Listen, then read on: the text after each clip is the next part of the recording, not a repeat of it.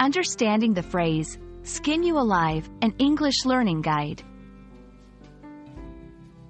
Hello everyone, and welcome to our English learning series.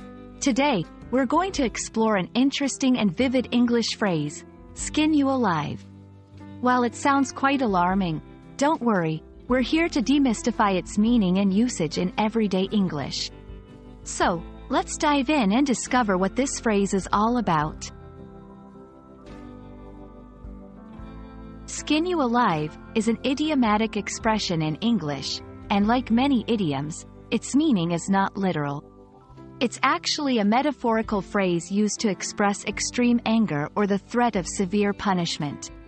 The phrase originates from the brutal imagery of literally removing someone's skin, which signifies intense retribution or punishment. However, in modern usage, it's rarely meant literally and is more often used as a hyperbole to express strong emotions. Understanding when and how to use the phrase, skin you alive, is crucial. It's mostly used in informal settings and often in a slightly humorous or exaggerated way. For example, 1. Parent to child, if you come home past curfew again, I'll skin you alive. Here, it means severe scolding or punishment, not actual harm. 2. In movies or books, characters might use this phrase to show anger or threaten someone, often to add drama or intensity to the scene. It's important to note that this phrase should be used cautiously. In some contexts, it can be seen as too aggressive or inappropriate, especially in formal or sensitive situations. For those looking for less intense ways to express anger or the threat of punishment, consider these alternatives. I'm very upset with you. There will be serious consequences.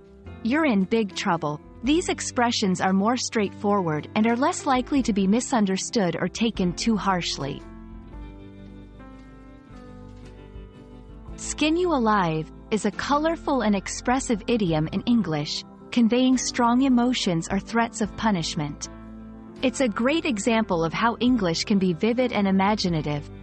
However, remember to use it in the right context and with the right tone. We hope this video has been enlightening and adds a fun, expressive phrase to your English vocabulary. Keep learning and see you in the next video.